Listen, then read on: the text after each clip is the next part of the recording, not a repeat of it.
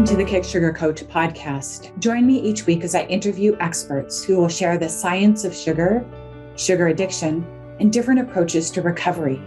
We hope to empower you with the information and inspiration, insights, and strategies you need to break up with sugar and fall in love with healthy whole foods so you can prevent and reverse chronic disease, lose weight, boost your mood and energy.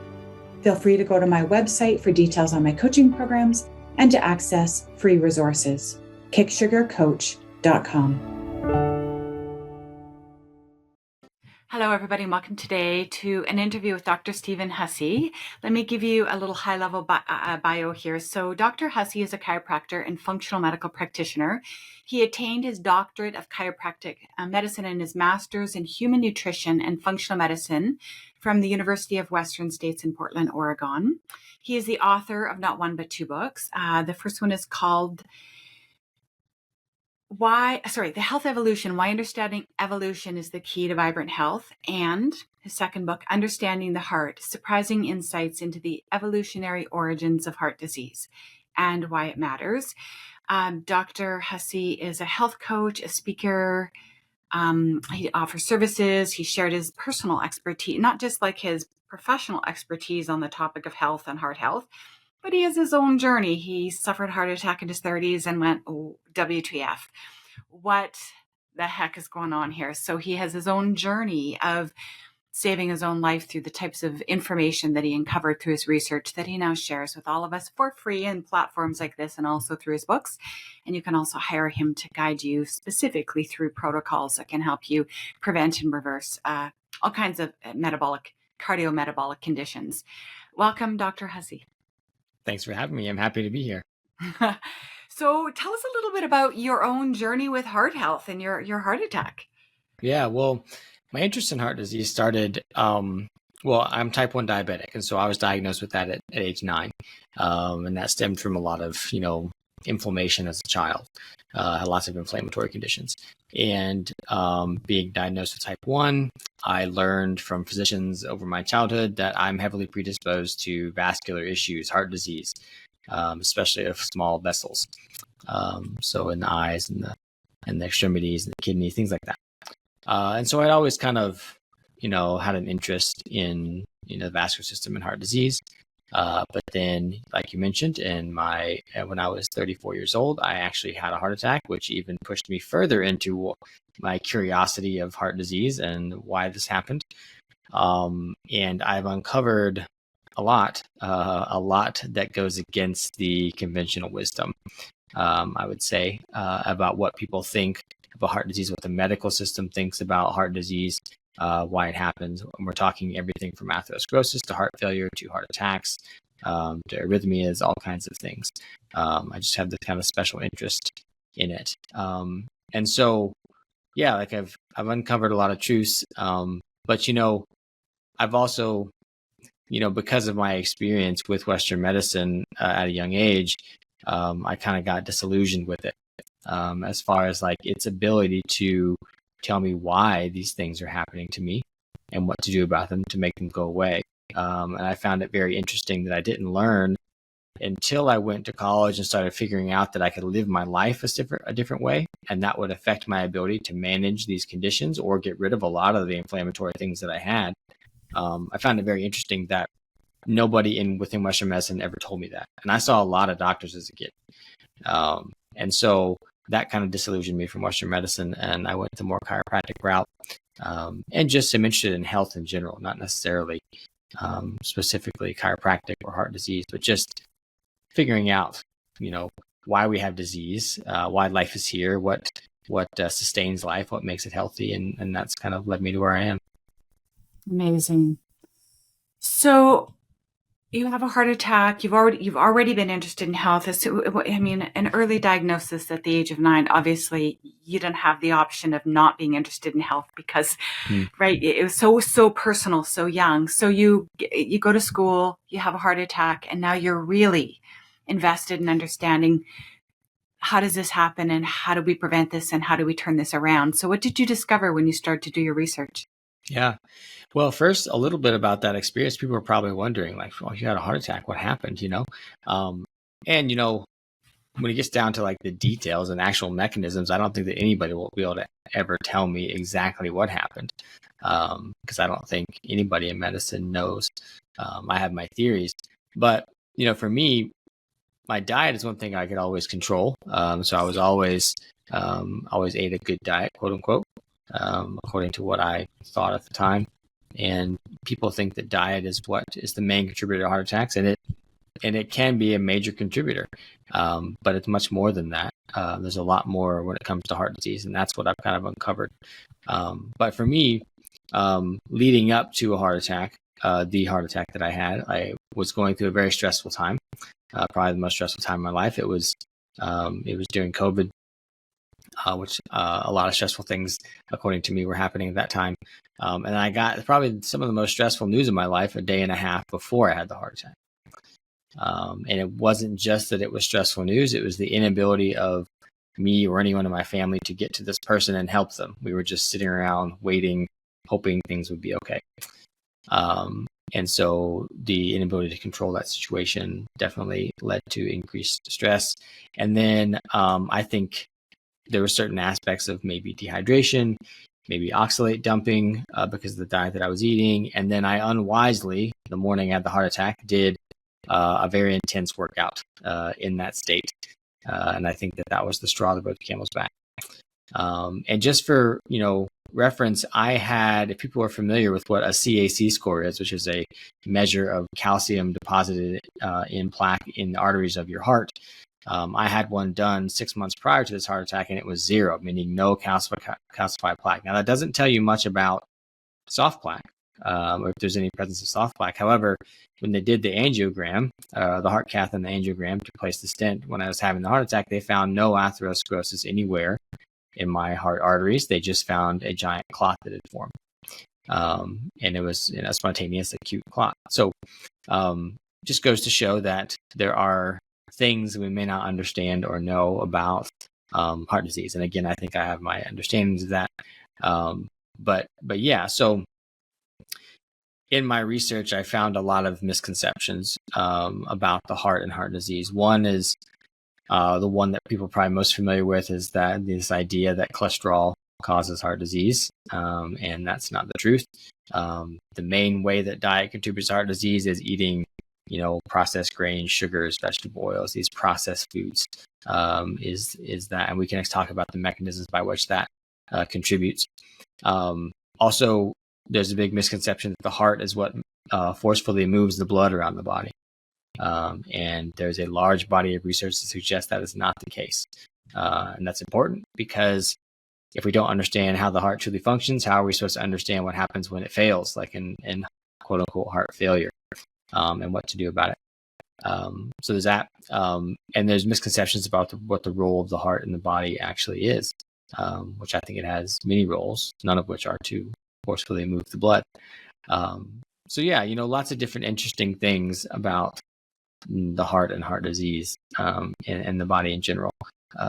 But yeah. Okay, well, tell us about these. I'm very intrigued. I think I still have the impression that the main function of the heart is to pump the nutrients in the blood and the oxygen around. And if it's not doing that, what is doing that? And if that's not its main function, what is its main function? Yeah. So the heart has, in my opinion, 3 roles in the body. One is that it vortexes blood. So that means that it's like if you ever take a 2-liter bottle and you have water in it, you spin it around, it creates that vortex in it.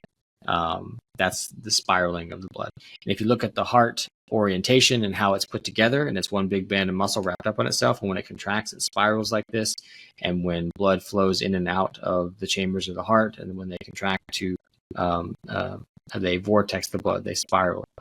And so that's one role of the heart. And the reason that that's important is because there's this whole conversation about structured water in the body. So water that can actually exist in more of like a gel state. So there's 3 phases of water that we know of. And then there's also this 4th phase that many scientists have discovered throughout the years.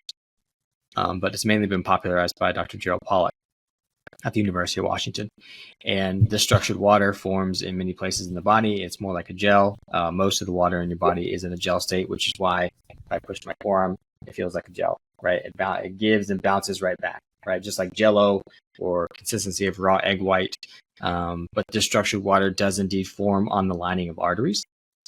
And the way that it forms actually creates an energy gradient. So the way that structured water forms, it becomes a very electronegative area. And then the hydrogens that are cleaved off of that water become a very electropositive area. And a positive next to a negative is a battery. That's what we know. We know battery has a positive and negative end. We have to orient it into something.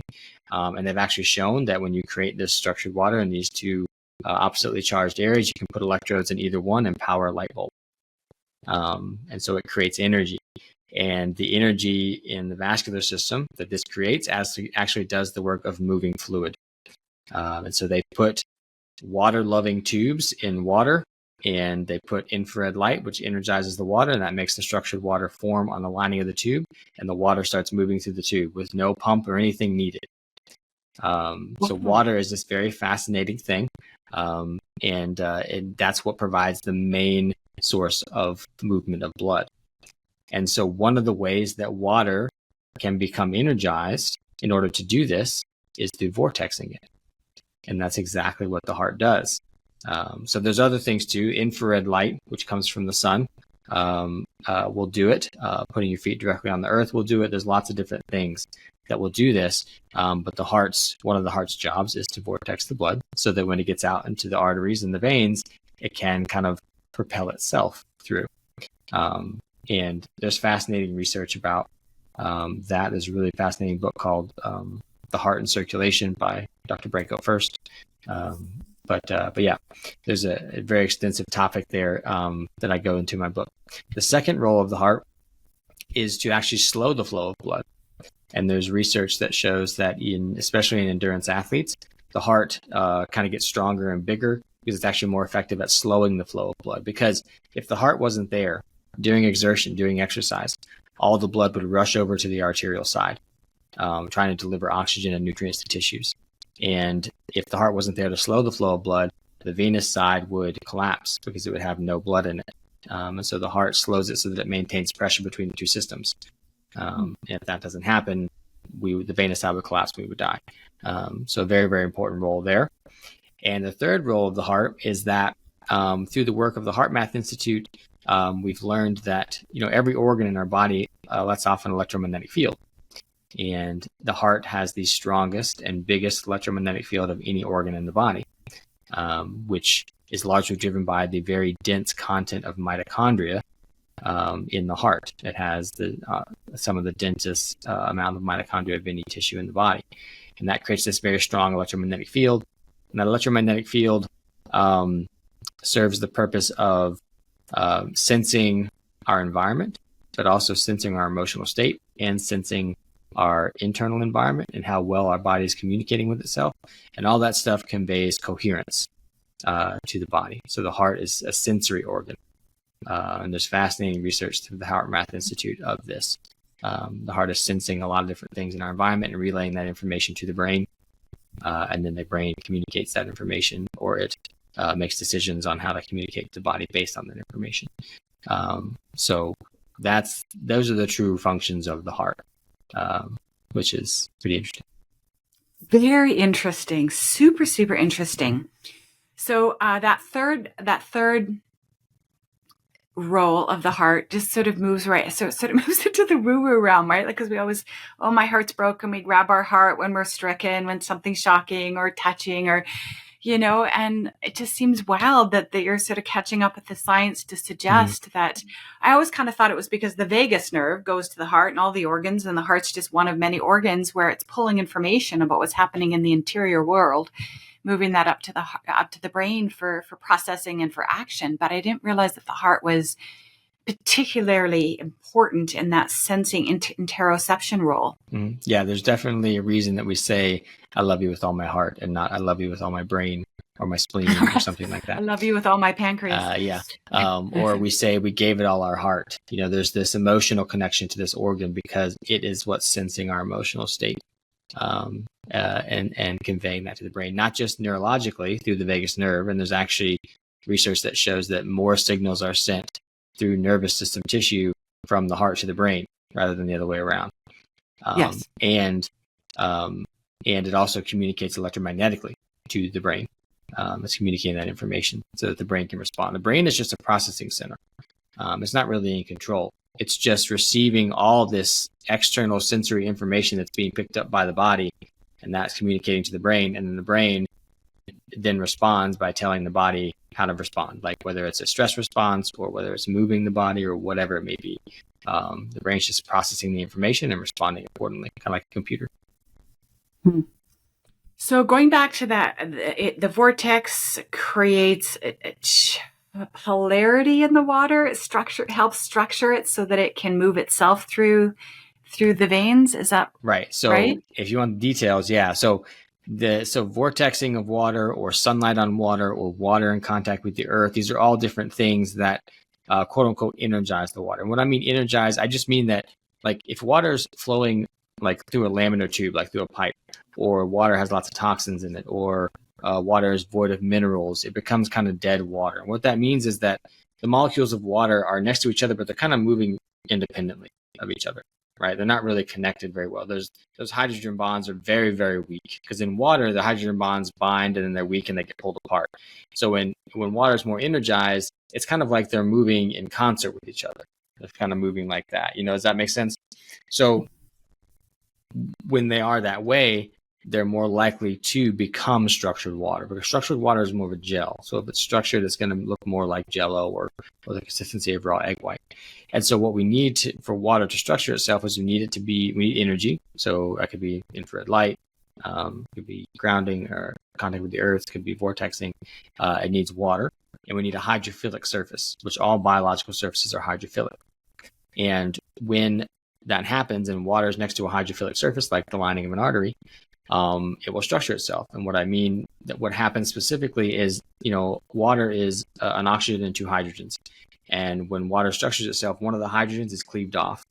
And then the other oxygen and hydrogen team up with other oxygens and hydrogens. And they make this kind of a benzene ring type of thing, like a hexagonal ring that team up together. And it makes like an infinite number of that in a planar thing. And that stacks up on this biological surface. And then because the oxygen's bigger and it's more negative and it's not balanced out by two hydrogens that are positive now, then that structured water is very electronegatively charged. And the hydrogens that have been cleaved off into the space next to it are very positively charged, and they create a very positively charged area. And that is where the energy comes from, the battery comes from. So, yeah. And does that energy that's produced in that structuring process through the vortex process, the sunlight, the infrared, the grounding, does that give energy to the body, or does it just energize the water enough for it to flow throughout the system, or does it actually sort of serve as a bit of a battery? Because I always just think it's only the mitochondria that create our ATP and our energy, but is that wrong? Yes, I think so. And I think that is wrong. And I think that water is what holds our charge. It is the battery that holds our charge. And so when we are feeling low energy or getting symptoms, it is because the water in our body is not holding charge. And this may sound crazy to people, but there's a lot of sound science on this if you read the right science. It's just been ignored by medicine because they don't see it as something that serves, that system and the profitability of that system. But there are many water scientists like Gerald Pollack and Gilbert Ling and Albert Szent-Györgyi and Fritz Popp and Mei-Wan Ho and James Clegg and Jim Osham. There's so many water scientists that have discovered this. And so you mentioned two things that were very astute there. One is that the water does hold this charge, and that's what holds the charge of the body. And anybody who studies cellular physiology will know that our cells hold a net negative charge. And that's where they operate at their healthiest, is at this net negative charge. And that's held by structured water in the body. And you mentioned also that we always thought that mitochondria create our energy, and that ATP is what our energy currency is. However, Gilbert Ling did some very eloquent experiments that basically showed that our mitochondria could never produce enough ATP to power a cell. And much less just the sodium potassium pump, which there's question about whether that exists too. And what he showed was that the main role of ATP is to unfold proteins, like structure cellular proteins in the cell, like the intracellular matrix. Because when you unfold those protein, that creates a lot of surface area for structured water to form. So that's what ATP is doing. And then when ATP unfolds those proteins, we get lots of structured water. We get a very negatively charged cell, something that can hold our charge. So yeah, that's the role. That's what ATP does. But the other things that mitochondria make are very, very important. It makes water, and it makes perfectly structured or energized deuterium depleted water. It also creates, mitochondria also create infrared heat, which infrared is one of the best ways that we can energize water so that it structures itself.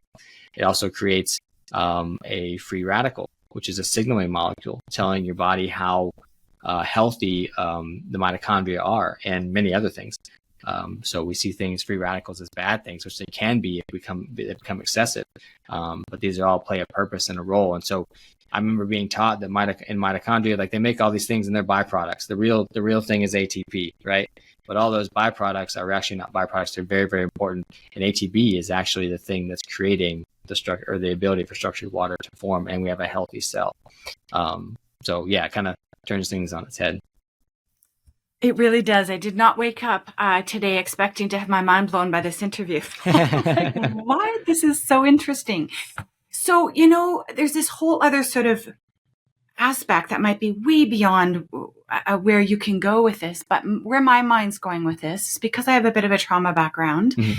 And I understand there's something called the freeze response. And many, many, many individuals are so frustrated because they have absolutely zero energy when they've collapsed into this dorsal freeze response where they have no energy. And we often think it's the mitochondria malfunctioning, and we often think about what are we doing to support mitochondria health, but to have a look at what's happening with water and structuring, and like, I don't know if you can speak to that at all. I can definitely speak to that. Oh, because so many people are desperate to get out of the freeze response. Help me. And they have a really short leash or a really small window of tolerance, like a little bit of stress, and they just keep collapsing, and it's so frustrating for them. Yeah. So, well, we'll start with that vagus nerve and how there's two pathways in it. There's the ventral vagus and the dorsal vagus, or the nucleus ambiguous and the dorsal motor nucleus of the vagus nerve. And the dorsal motor nucleus is this older evolved thing that's been around in animals prior to humans for a long time. And when that gets overstimulated, it kind of creates this shutdown.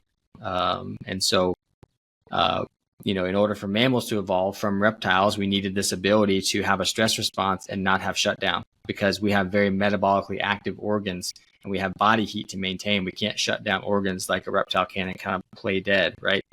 And so, evolution did that for us. It created this nucleus ambiguous aspect of the vagus nerve so we could have that stress response and still maintain our metabolic activity. However, I don't think it was accounting for the fact that we would have these modern societies or traumas that would affect us in a way that would kind of override that and send us back into that dorsal motor nucleus functioning. And that causes, over time, a trauma can cause that instantaneously, but over time it can cause you to go into that freeze response. And they call it like a functional freeze, where you're kind of functioning in society, but you're kind of dissociated from society. And so you can think of it like, just like a blood sugar response. Like our blood sugar is supposed to respond and go up, and then it's supposed to come down naturally within 2 hours, right? And anything outside of that usual response is considered pathologic. And so the same thing can happen with someone with issues of past trauma and injury, or training the vagus nerve to operate in a certain way and kind of default back to that dorsal motor nucleus aspect of it, is that we have that trauma response, or we have a response to it, and we don't come back down normally. It just stays up in it, right? Just like a blood sugar would stay up in it in a type 2 diabetic. And so that's a huge issue. It creates a lot of dysfunction as far as your ability to interact with society. And what we see in that, which is very relevant to what we just talked about, is poor heart rate variability, which heart rate variability is what's measuring coherence. And so not only are you not able to interact with society as well, or deal with other stressful things as well, you've lost your resilience to do that. your heart is incoherent, and that's why. And so the reason that can happen with trauma is because most of the time, or not most of the time, but much of the time when we experience a trauma, no matter what level of trauma it is, like trauma is not dictated by how severe we see it from the outside. It's dictated by how prepared that person is to handle the trauma and what happens after the trauma that allows them to recover from it. If you're not given signals of safety soon enough afterwards, or enough of the time afterwards, that trauma can become something that turns pathologic. And the trauma can get stored in tissues. And the way it gets stored in tissues is water. Because we've known this from Dr. Emoto's work, Marisu Emoto.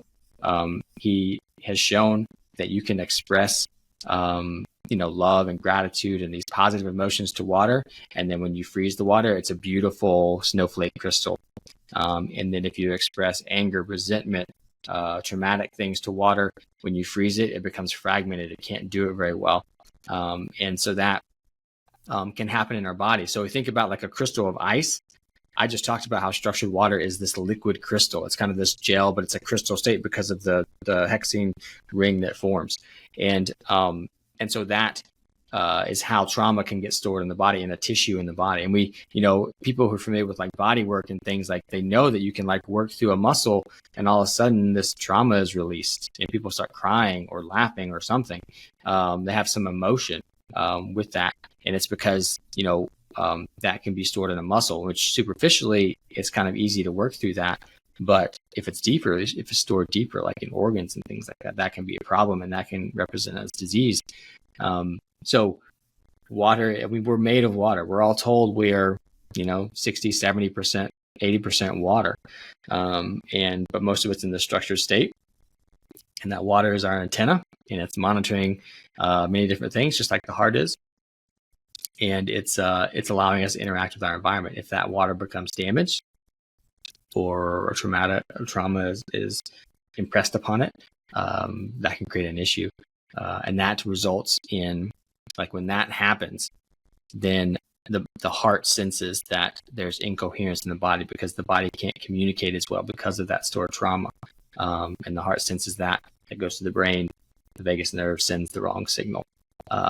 It starts to get into this more pathologic state that starts with just hyper sympathetic signaling, and then eventually can default into dorsal motor nucleus. So I hope I made sense of that and people understand that. I tracked it because I know polyvagal theory and I know trauma, and I'm like, I've never had someone tie in water, and we always hear that, the issues are in our tissues, but I've never had someone explain that what shows up in our tissues is water that's no longer in that snowflake crystalline form. It's been damaged. And if it's damaged, it's not supporting the proper polarization so that we can have that energy and it can't hold a charge. Because that's what made me think of this, is that we always say people who have a small window of tolerance, their stress resilience is so little before they get overwhelmed and they collapse into the dorsal high functioning state, is because they say they can't hold a charge, and it can be a positive charge. They can only feel happy for so long before that. It's just kind of like they could feel this overwhelm. So it suggests that we need to work with the water in our system in such a way to be able to have it be able to hold a charge and to be in the proper form. And I guess this begs the question for me. It has to be the case that somehow sugar damages the water's capacity to be in a crystalline form or something like that. Do you have any idea how that happens? Yeah. So think about it like this. We'll preface it with, burning mainly sugar for fuel has been shown in many studies to create more oxidative stress. We talk more free radical production. So that's one of the byproducts, so to speak, of a mitochondria. Is this oxidative stress. That's a signaling molecule. It tells your body about satiation and things like that. However, in order to get enough, ATP and things you need from mitochondria by utilizing sugar, you need way more molecules of sugar than you do, say, fat, especially healthy fat. But if you have to use sugar to do that, you need way more molecules of sugar, which results in way more oxidative stress, way more free radicals, way more molecules that have an unpaired electron that really, really want to be paired. And they'll go to any length to find that pair. I tell people it's like the Looney Tunes Tasmanian devil. They're going around like crazy trying to find that pair and destroying things in the process of finding that pair, that other electron. And what I've told you is that structured water is very electronegatively charged, and it's very primed to give up electrons because it's negatively charged. And so when we have a high state of oxidative stress, high state of free radical production, or toxins, things in the body that can act like free radicals, that can tear down structured water, whether it's in cells, or if it's damaging mitochondria themselves, and then we don't make that ATP to unfold proteins and make structured water, things like that. Or if it's high in the bloodstream and we get damage to the structured water there, and that can leave the lining of the artery vulnerable to damage from those same things, which is the start of the process of damage to the lining of the artery and atherosclerosis, or plaque formation in arteries, because structured water kind of protects that there as well as moves the blood. So yes, these sugar-based processed food diets is one way that we're contributing to damage to structured water in the body, which is decreasing charge. So when I think of something that says that, oh, this food is inflammatory, or this whatever, this lifestyle behavior is inflammatory, what that means to me is low body charge. Our bodies want to be slightly alkaline, slightly negatively charged. And if we are doing things that decrease that negative charge, like a sugar-based or processed food diet is one thing that can do it, then that's taking us toward positive or acidic charge, which means low structured water. That's what that means. You have to equate that to that. And if we have low structured water, we have low body charge, we have inflammation. That's what that is. Wow, so interesting. So for everyone who's listening to this, who has fatigue and has issues with holding a charge, having energy, feeling good, being able to hang on to emotion or stress before it overwhelms them, how can we improve the charge of our water? Like, how can we directly intervene at the level of what's happening with the water in our body? Yeah. So there are things that have been shown to increase structured water in the body, and there are things that have been shown to break it down. And they're all things that we can control to an extent. And so one is a good metabolically healthy diet, right? A diet that creates metabolic health. And I'm more of a fan for myself of a higher animal foods, animal fat diet, and running your body on those and being metabolically healthy, where you get in and out of ketosis pretty readily, and staying away from the processed foods. That's the main thing. Stay away from grains, sugars, and vegetable oils. Those are the big ones. Just do that. And then, I'm not going to be dogmatic about any other sort of diet or way of eating. Just eat whole foods. Find what works best for you. I think animal foods are critical. We need animal foods in our diets as humans. So that's one thing, is create metabolic health that way.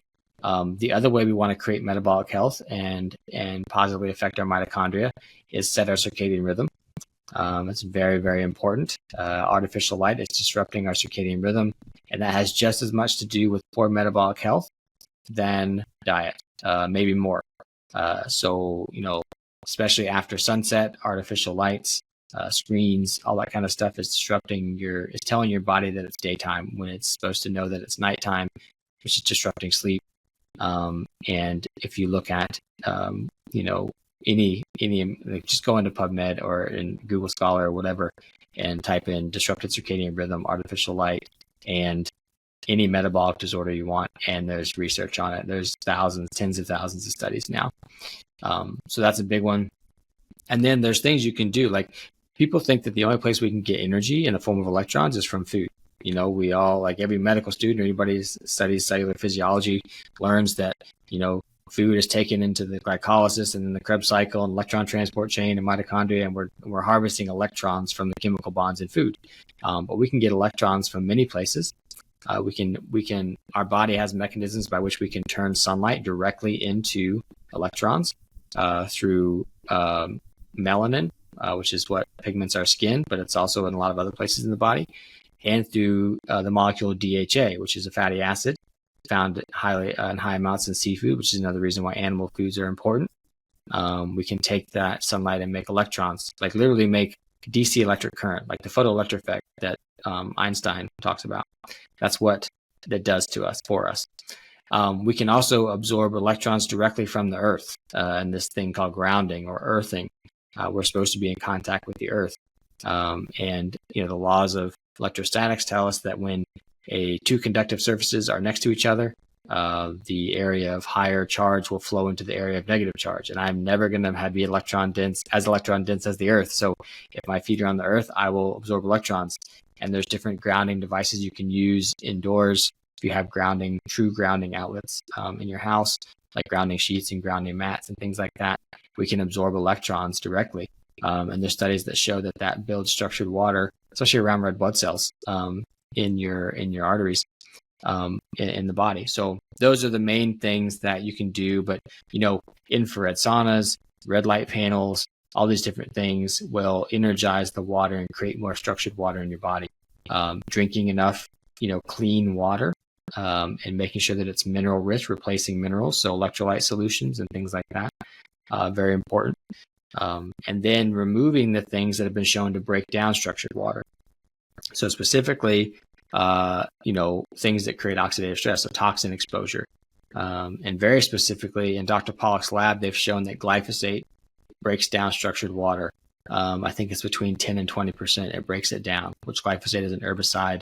You can buy it at Lowe's. You can go to Lowe's and get Roundup right now, and that's glyphosate. So be very careful with that stuff. Eat as organic as possible to avoid it. And then other things are, in Dr. Pollack's lab, they've shown that a wireless router destroys structured water 15 to 20%. So that's a problem. We are surrounded by non-native electromagnetic fields these days with all this wireless technology. The only wireless or electromagnetic field we're supposed to be exposed to is that given off by the Earth. It's called the Schumann resonance. And these other ones they're called non-native, not very compatible with our physiology. And one potential mechanism of how they harm us is that they break down the structured water. They steal our charge. So obviously we can't avoid all that today, but we can do our best to minimize it as much as we can. Keep your phone at a distance, try not to hold it up to your ear, turn off the Wi-Fi when you're not using it, plug things in when you can rather than using wireless, just as much as you can, avoid those things. This is a curveball question. I have lipedema. Even though I'm normal weight and I've been 95% eating whole foods for years, it sort of came on with menopause. And I don't really know what triggered it. Maybe a bit like I got a clot out of nowhere with my heart. And I was at a very, very stressful time of my life as well, actually. But anyways, I have it. And it literally feels like water in it's subtle, and most people would say, oh, come on, it's so minor, don't talk about it. But it's still a real thing. Like it feels like a watery sort of, I was told it was fat that has got into the lymph system. Is it potentially this jello-y water somehow in there? No. So, but I do think it has to do with lymphatic drainage. Well, part of it does. And I think the other part of it has to do with leptin resistance. Everybody talks about insulin resistance, which is important, and that's kind of this foundation of poor metabolic health that people talk about, but they don't talk much about leptin resistance. So I think one thing you could do is test your leptin levels and see if they're elevated. If they are, then there's some leptin resistance, and you could be completely metabolically healthy and have normal insulin levels and still be leptin resistant because the main thing that causes that is disrupted circadian rhythm. So it's the artificial light. And so here's the connection. So leptin is the hormone that basically signals for satiation pretty much, but it's basically tells your body, about energy expenditure and storage. So if you're leptin resistant, you get too much energy storage. So those fat cells could be encouraged to hold on to more fats than they need to because there's leptin resistance. And then, so that could be created by disrupted circadian rhythm in and of itself. And we can talk about how to regulate circadian rhythm if you want. But the other part of that is that if your circadian rhythm is off and you have low melatonin levels because artificial light is disrupting that, then you're not getting the deep restorative sleep that is needed for healing. And one of the key things that happens or is supposed to happen every single night with enough melatonin is lymphatic and glymphatic drainage that is supposed to happen.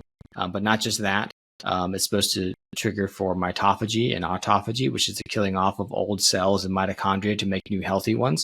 And this process is mainly supposed to happen every single night when we sleep. And so if our circadian rhythm is disrupted by this artificial light environments, screens, artificial overhead lights, things like that, especially after sunset, but also it has to do with our morning routine and what happens with light in the morning, then that can incredibly disrupt these processes and leave us prone to things like lipedema. So, yeah. That makes sense. Working way too late, totally in front of a computer screen, fighting sleep, all that. Like, that makes sense to me. Mm-hmm. So what about for people who swear up and down that they're drinking, 4 or 5 liters? I can't get hydrated. I feel like I can't get hydrated. What's going on there? So true hydration, first of all, requires minerals. The water that we're drinking needs to be very mineral rich and toxin free. Because those things in that combination, toxin free and mineral rich, is what I guess facilitates the structuring of water. And so that's the key, is that true hydration happens when water doesn't just get in our body, but when it gets in, it becomes structured water. It becomes the more gel-like water. And so to do that, we need to be exposed to the right stimuli that structure that water. So that's the main ones are infrared light and grounding, which as humans are largely removed from. We're told the sun causes cancer, which is absolutely false. There's no evidence for that. Humans have been in the sun since humans have been on this earth, and skin cancer in the levels that we're seeing it is a relatively new thing. The levels of it started to increase maybe the 1920s, and it's kind of steadily grown since then. So we need to be asking what changed then, not what's been around forever, which is the sun. And so what happened was our light environments changed. We put a lot more toxins on our skin, lots of different things like that. We've disrupted our circadian rhythm, so our tolerance to sunlight is much lower because our bodies have no idea what time of day it is and what season it is because we're out of touch with the sun, those types of things. But we need to build the structured water, which hydrates it, right? So especially in our fascia, our connective tissue, which is a lot of times where trauma is stored in that fascia, because the fascia is supposed to be hydrated with structured water around it. But then our cells are supposed to be hydrated with structured water with the cellular proteins in there. Our vascular system is supposed to have structured water. It's supposed to be everywhere. It's supposed to align our organs. But in order for that to happen, we need the right energizing stimuli to that structured water so that it becomes this gel-like state, and it kind of sticks to the body, like it kind of gets there and stays hydrated. So yeah, that's the key is hydration is not just about drinking water. It's about minerals, toxin-free water, and then light and grounding, natural light and grounding.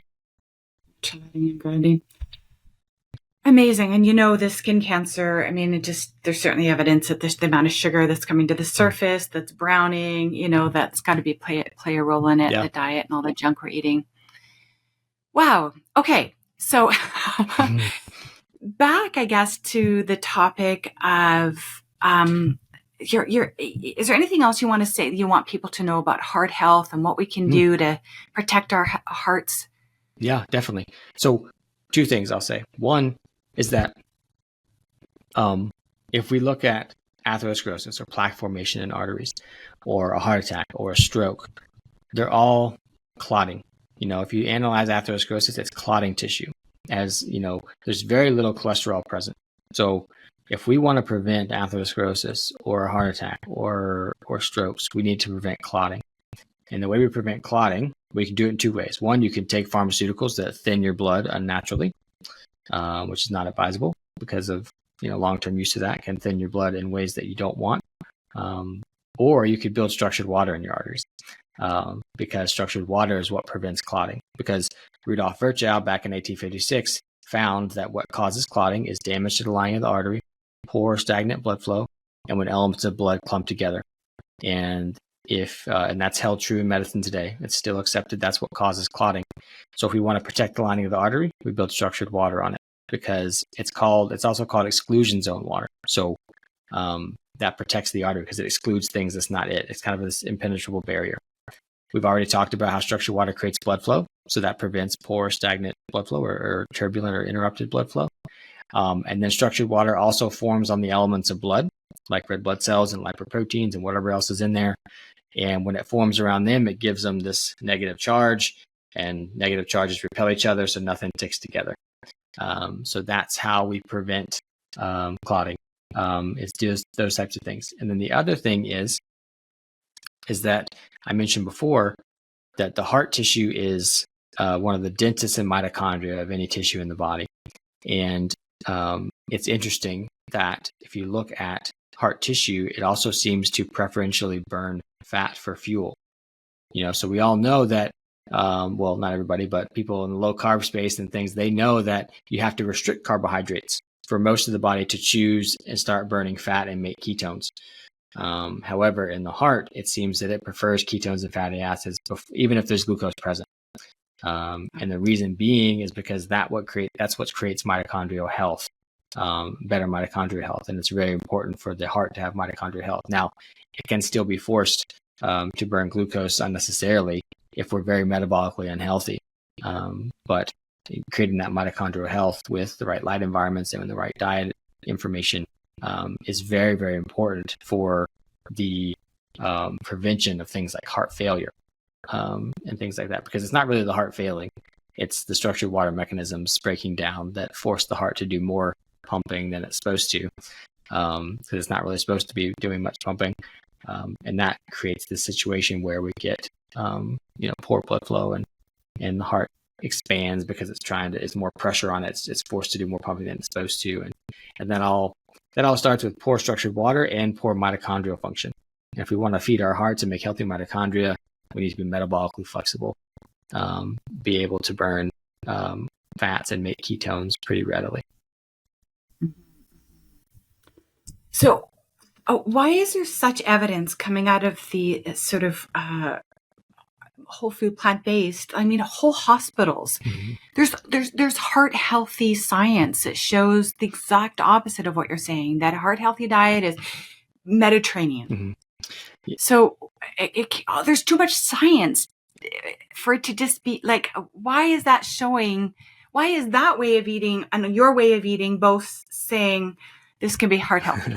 So, well, first of all, we have to discuss the state of medical science, which is not very good as far as the amount of industry bias that is plaguing it, and it's very, very clear at this point. I mean, the editor of the New England Journal of Medicine for 20 years, Marcia Engel, wrote a book about how she can no longer trust most of the science coming through medical science because it's all funded by industry, and there's so much industry influence. And that's from big food companies that have something to gain when they push this plant-based message because they have lots of plant-based foods to sell. And it comes from pharmaceutical who are very invested in this idea that saturated fat and cholesterol cause heart disease because they have a drug that will lower cholesterol. So the more that you have that idea, the more people will get the drug, and the more money they make. And this is just a reality. Now, this is something we have to be informed of as consumers, that the medical science has been bought and paid for. Not to mention the fact that if your benchmark is that high cholesterol causes heart disease, then anything you can do to lower cholesterol all of a sudden is how you prevent heart disease. But what if that idea that cholesterol causes heart disease isn't what causes heart disease? Then all those studies that say that they're heart healthy because they lower cholesterol are not good for heart disease. They're just going off the wrong benchmark, So if you eat, like, cholesterol in the blood tells us nothing about risk for heart disease. All it tells us is what you're choosing to metabolize at the time. If you are burning more carbohydrates you're going to have more triglycerides in the blood, and you're going to have lower LDL and lower total cholesterol, because your body's not running off of fats, which are delivered by LDL. It's running off of sugars. So your body's converting those sugars to triglycerides, and that's being used in the body. If you're eating a ketogenic or more high fat diet, and you're making ketones, your body is burning more fat for fuel, and then so it raises the LDL, or at least in a lot of people it does, because you're trying to deliver more energy to tissues, the only energy your body is able to burn at that time. So all cholesterol is telling us is what we're choosing, what our body's metabolizing at that time, glucose or fat. And you can also get a sense of if there's inflammation in the body, if you get more damaged small particles and oxidized LDLs, you can say, okay, yeah, there's damage happening. Or you can get a sense of metabolic health if you take a trig to HDL ratio. But that's pretty much what it tells us. And in my opinion, overanalyzing cholesterol is barking up the wrong tree completely. And it's just been this huge distraction from finding out what the actual causes of heart disease are, which to me, it's just a energy deficient state, which is impairing structured water, which is creating clotting tissue on the lining of arteries, or creating the process that eventually causes the body to create that clotting tissue. So yeah, I mean, there's just a fascinating personal experiment done by somebody at Harvard, Nick Norwitz, and basically he found that he could eat a ketogenic diet, and then his LDL would go up because he's delivering fat to his tissues, and then he could eat Oreos, and that lowered his LDL significantly by eating those carbohydrates. And then he tested it versus a statin, and the Oreos worked better than the statin. So it just, like, the whole theory is just totally off the wall, and it was never really any sound science behind it in the first place. The recommendations for what LDL are supposed to be, quote unquote, was kind of pulled out of thin air initially. It's been a mess. And again, like I said, it's been a huge distraction from what the actual causes are. Got it. So basically what you're saying is when we pick up a box of Cheerios from the store and it says heart healthy and it's been approved by the American Heart Association, what it's basically saying is that this product has been shown, because it's a carbohydrate, to reduce cholesterol. And then they take this leap that because Cheerios or grains or whatever lowers cholesterol, like Oreos did in Nick's research product experiment, therefore it's heart healthy. But if the assumption that lower cholesterol leads to less cardiometabolic problems is wrong, then the whole sort of pushing of the Mediterranean diet, which is a perfectly healthy diet if it's mostly whole foods for many people, right? It's really the processed foods that we're all agreeing on that. Yeah. Well, and the other thing is like people talk about, the plant-based advocates, and they'll say, well, Dean Ornish has this study that shows that a plant-based diet reversed atherosclerosis. But what they don't tell you is that they took people on a standard American diet and put them on a whole foods plant-based diet, and they managed their stress, they stopped their smoking, they started exercising. And it's like, you can't say that it was the whole foods plant-based diet that did that, because they did so many other improving health behavior things, and they took them from a very inflammatory diet, So that's one flaw. And then you look at the blue zones and how they were very inaccurately reported. And I know people that have been to blue zones and studied food culture, and they eat plenty of animal foods there in most of the blue zones. But you also can't say that a plant-based diet is best when A, they're not eating that, and B, those zones are also doing all these other healthy behaviors. They're exercising more. They have a great sense of community. They are outside. They're active. They're doing all kinds of things. There are much less toxins in these communities because it's not like an industrial city. You can't say that it was, this is the best diet for humans because we saw in these zones where they don't avoid animal foods by any means, but they also do all these other healthy behaviors. And that's just inaccurate reporting. And that's just how people mess with science to give you a message, or because they have an agenda promoting this idea, rather than just looking for, objectively looking for like what they find. They do it to look for a certain message. Yeah, and I think that there's also a temptation to find the food that's gonna, like purple potatoes. If I eat purple potatoes, I'll be like, we're looking for the magic pill. I don't know if you've read The Magic Pill yet, the book by Johann Hari.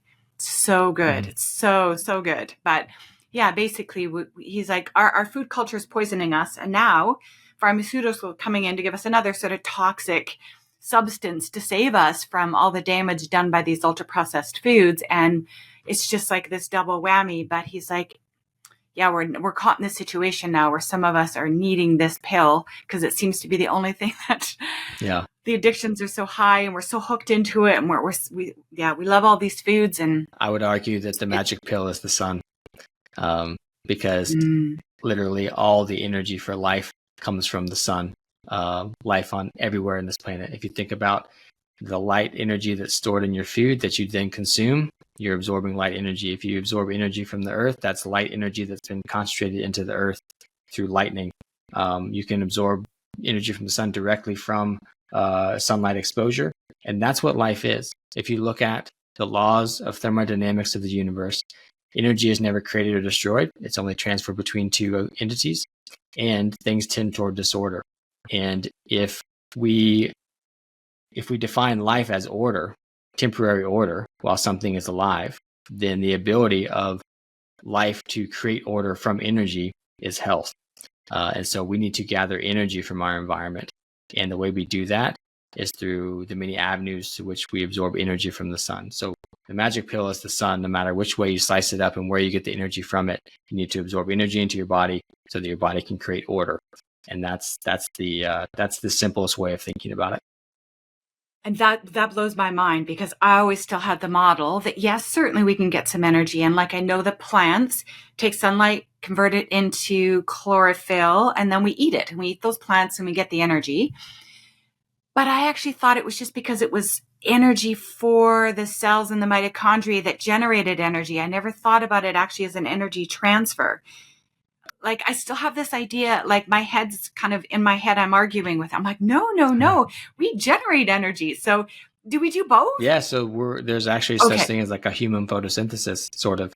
Plants use chlorophyll and chloroplast, chlorophyll and then chloroplast are like their mitochondria, and we use melanin and mitochondria. We do the same things pretty much. We get that energy from sunlight. If you look at when sunlight hits melanin, it dissociates water. Melanin uses that energy to dissociate water into oxygen, hydrogen, and electrons, which are exactly what your mitochondria need to function. And we have melanin on our skin in many different places in our body. And so does most animal life on the planet. It has melanin. That's why we're different than plants. But it's all about the sun. It's all about energetics. And if we can get the right energy into our body, it knows what to do. And then utilize that energy by having healthy mitochondria, it knows what to do. Amazing. All right. Well, if that is the best argument I've ever had that I need to move to Florida, I have never heard one. Being up here in my northern Canadian climate. So thank you so much for your time in this amazingly interesting interview and pulling it all together in such simple, practical ways. Do you have any final words to say before we wrap up? I'll just say, be your own health advocate. No one's going to care more about your health than you do. Don't outsource your health to anybody. Take care of yourself and take the time to learn how to do that. Thank you so much. Thanks everybody for tuning in today.